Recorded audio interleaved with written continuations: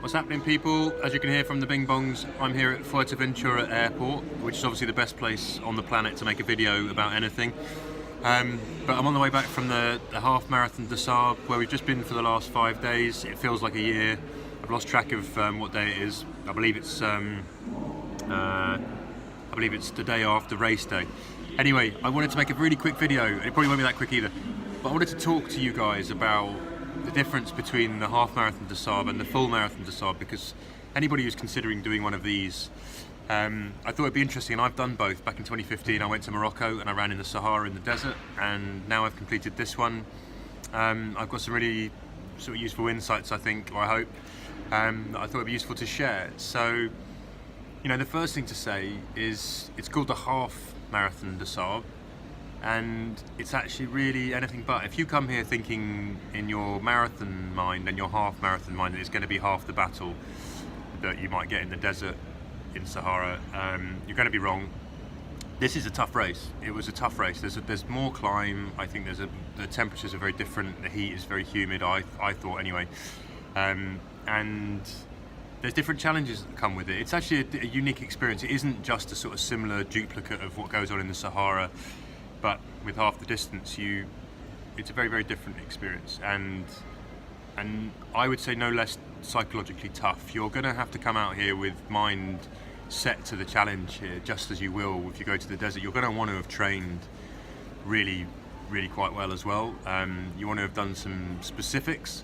You want to think about the sand, you want to think about some climbing, because there's quite a lot of vertical ascent in this. It's nothing like the UTMB or some of those crazy mountain races, but there's enough, and there's enough of it in the heat to make this a challenge, particularly if you're not somebody who's done an ultra before. You haven't been through the battle that you find when you get to these sort of multi-stage ultras and you're going deep and long into a day that might be 19 to 24 hours of running, and at the end of that you've got a climb which is, you know, 400 meters in sort of straight up.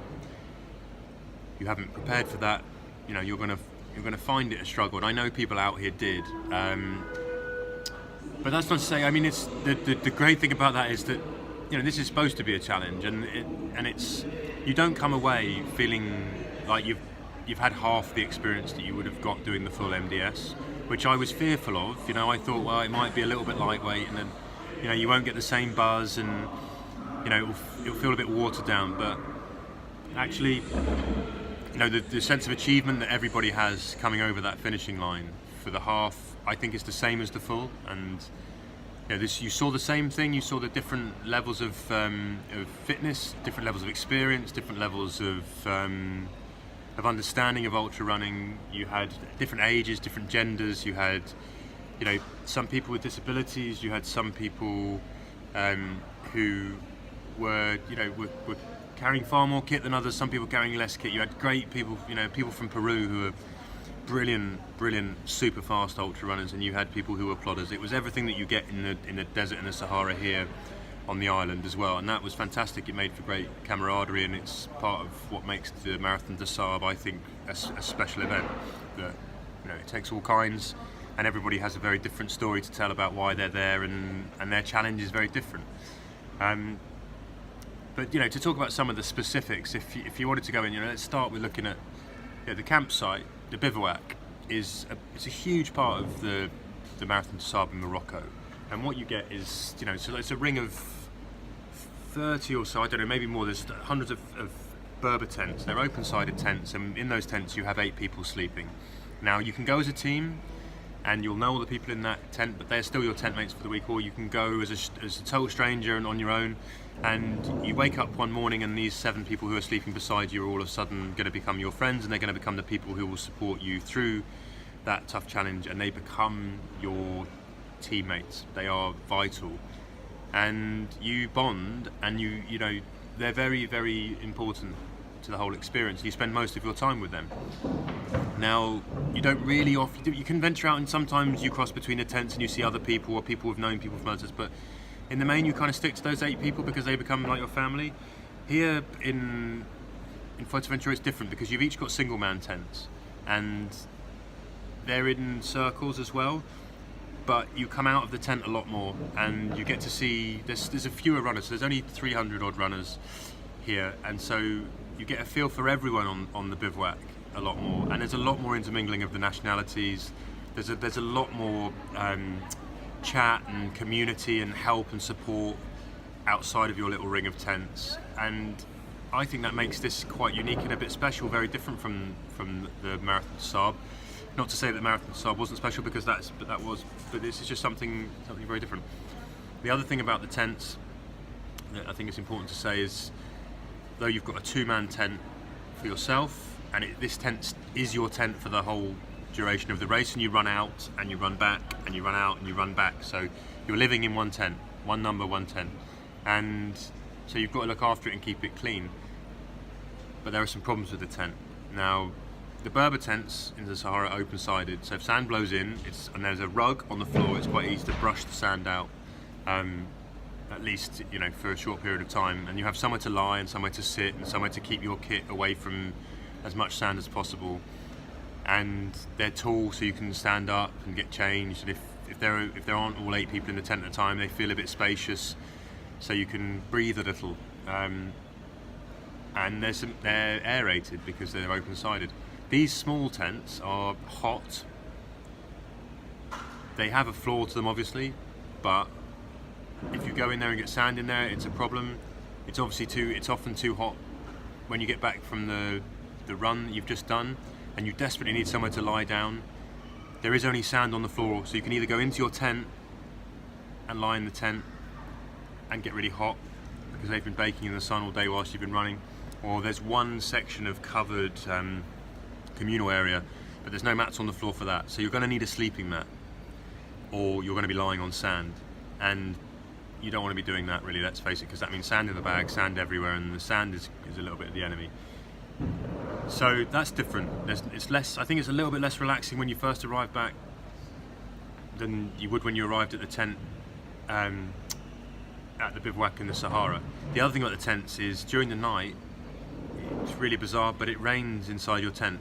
And what I mean by that is condensation. They build up with condensation in those tents. They were crazy. It was literally dripping in my face the entire night. And when you woke up, it was like you were in your own microclimate. And there was rain dropping off the ceiling of the tent. So if you'd have left a pair of socks, your nice dry socks that you were going to wear the next day to keep your feet nice and dry and blister free, out and not in a plastic bag, they would have been very damp. And any of that sand that you might have brought in earlier, yesterday, that you couldn't get rid of because it's inside a tent, is going to get damp. And all of those things are going to stick to those damp socks, and you're going to have sandy, damp socks, which is the enemy of good, healthy feet when you're running long distances, and that is a problem. So you have to think about those things. You have to actually, I found it very useful. I had quite a lot of sandwich bags where my fuel was, and I used those to put things overnight that I really didn't want to get wet. So my socks, my buff, I put my phone in there as well, because even that was getting soaked, and that's important. The other thing that's different about the MDS in Fuerteventura here, when you get onto the run, is that you set off at 9:30 or 10 o'clock every day. In the desert, if my memory serves me right, you set off at sort of 7:38. It was earlier, and you didn't do so much of that running through the mad dog midday sun. And here it's almost set up to make you go to run through the oven, and that was tough. And on the first day, people got a bit of a rude awakening, even in the first 10Ks, because the temperatures, when you dropped out of anywhere there was wind and you were in the cooker, it was crazy. And it was a real challenge. A lot of people suffered with really bad dehydration, heat stroke, or sun exposure, had to drop out on day one.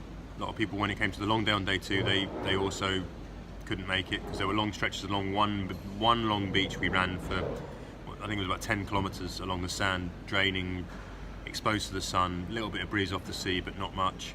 So it was quite grueling, and that I don't remember Morocco being that hot. I don't know, maybe we got a lucky year, but I don't remember it being as stifling. And that plays a factor with, obviously, in your hydration, and the salt tablets that you have to consume in order to stay hydrated and keep the water in. That made that a lot more of a challenge, I found, as did the fact that they changed the way that you got your water. So in Morocco, you are given water every morning and you fill your bottles. and then you go run 10k to the first aid station where you get more water and you fill your bottles. And having 10k, normally by the time you get to that 10k, you've drained your bottles, so you've probably gotten rid of a good litre and a half before you get your next bottles. This time, you got water the night before, and you had a night in the hotel with that water, which you could have replenished, but you basically left the hotel with your bottles full and then ran 5k's to the first aid station where you got your next batch of water, but you wouldn't have drained your bottles.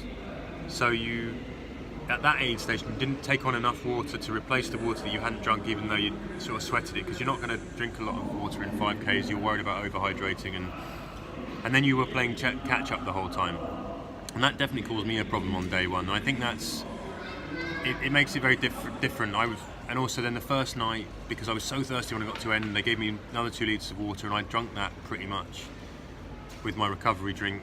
And even before I got to start the following morning, I didn't really have enough again. But so that also changed things a little. There's definitely, I feel, a little bit more steep and sharp elevation.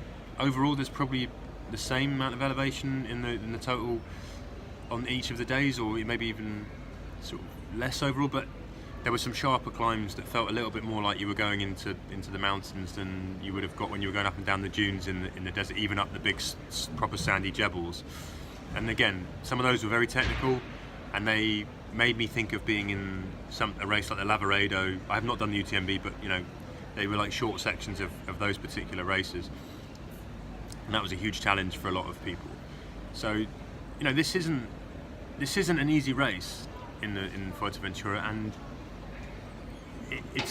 I think people who leave here will leave feeling like they've been in a battle, and that it's a life experience that could potentially match the one that you'll get in the desert. I wouldn't, I spoke to a lot of people, and they were like, well, it's only the half, and it doesn't feel quite like I've done the full MDS experience. But to every one of them I said that you need to recognise this is just as much of a challenge. Psychologically, I found it as tough, and the only difference was it was one day less to run.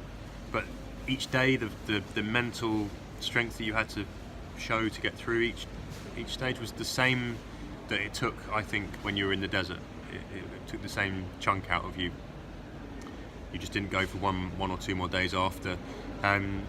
So I think it's quite comparable in that sense. Fuerteventura, you're never, because it's in Fuerteventura on the island, you don't feel quite as in the wilderness as you do when you're out in the Sahara. That is something you do still feel connected to civilization. You see people on the beach. You will see some naked people on the beach because you run through beaches where there are nudists. I saw some swinging sites, and I saw some not swinging like that, but the swinging that I'm talking about, guys standing with the pose. That'll always brighten up, halfway into a 70k run. So there's some funny moments. There is some stunning scenery here. Running the coastline, there are some of the climbs when you're doing those difficult climbs and you get to the top of the ridges and you look down. It's breathtaking, and you just have to stop. You have to stop. I don't care if you're racing or whatever. I stopped, and I needed a breath anyway, and it's a good excuse, and you just have to look down and take it in. And you get different views than you'll get when you go to Morocco, but they're no less breathtaking, I think. You don't get that sort of, I'm in the complete middle of the desert, rolling sand dunes, Lawrence of Arabia feel, but you get something that's very, very, very rewarding and I think really inspiring. And the finish here, I think, is arguably more epic than in the MDS. The full MDS finish, I'm not gonna lie, it meant more to me because it was the first one that I'd done. But coming up for this finish in Fuerteventura, you climb one big climb, your last climb of the last day, and then you run a ridgeway, and you can see down into Las Playitas, the resort, and the beach, and you can see the finish from way high up, about 200 meters or so. And then you're going to run down a path that you can see going down, and when you see that, the elation and the views and the sea and the sun, and you can hear the sort of music coming up, and it's just the weight lifts off your shoulders, and all of a sudden you're running 10 feet tall, and you've made it, and it's magic. It's proper magic. It's a really excellent way to finish off that race. And so that's, you know, there's other things that you get. Each of these you sort of give and take a bit, and I think anybody who wants to have a go at doing Morocco would benefit from coming here first, certainly from a learning experience. Anyone who wants to come here though, don't come here unprepared and think that you can get away with stuff, because you won't. People came here, I think, maybe thinking that it wasn't quite as tough as it was going to be, and it finds you out. So you still have to switch on, and you still have to think about all the careful details that you will when you go to Morocco, but it's accessible. You can do this, you know. I've seen all kinds of people do these races, both of them, and Fuerteventura, you can do it. If you're a man or woman, if you're 15 or you're 70, if you're 8 stone, I don't know, people 8 stone, sorry, yeah, people are 8 stone, I don't want to talk about it, I'm a bit tired, you can see by the bags under my eyes. If you're skinny, if you're more stockily built, you can do it. If you have one arm, you can do it. If you have partially sighted, you can do it. If you doubt that you're a good runner but you're a good walker and you're a good hiker, you can do it. And I would just say, come out here and give it a crack, guys. It's such a magical experience, and it's why I'm sitting here in an airport telling you about it, because I've just lived through it, and getting one of these, you know, it means an awful lot. Not because it's a piece of metal that'll go on the back of the door, but you know what's gone in here and the people that I've met. You know, that's one of the things that I think was very similar between the two races in Morocco and in the Fuerteventura, is you just meet the most incredible people, and they're friendly, they are open, they will smile, they will help you, they will stop and give you food, they'll dance as they run with you, they'll sing, they'll pat you on the knee if you're sat on a rock, hanging out your arse, trying to get up the big climb. And when they get back, they'll have a beer and they'll chat with you, and they'll all relive the experience. And it's what makes it. You know, it's the people that make it as much as it is the running.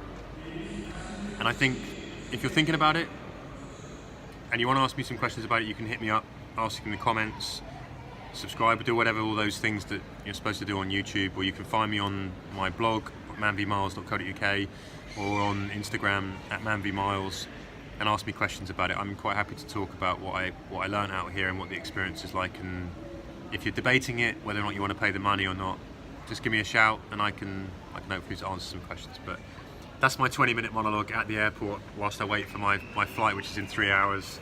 But now I'm going to have another one of these. Cheers, guys.